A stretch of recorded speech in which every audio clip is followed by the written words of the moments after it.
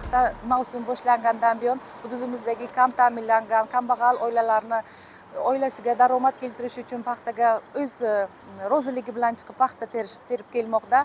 Aholimizdan To'yirova Dilbar, Xudoyqulova Sojida, Amonova Nigoralar hozirgi vaqtda paxtaga o'zini hissasini qo'shib 100 kilo 150 kilogramdan paxta terib kelmoqda.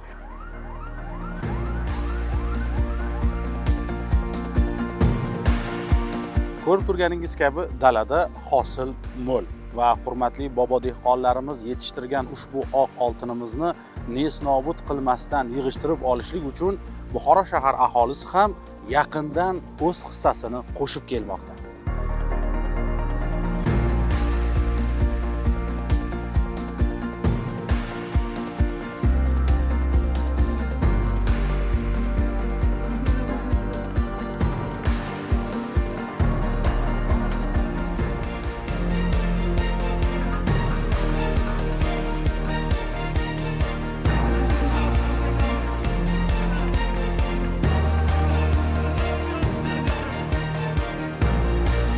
Ko'rib turganingiz kabi dalalarimizda xursandchilik, ya'ni faol terimchilarimizga shahar hokimligining qimmatbaho sovg'alari berib borilmoqda.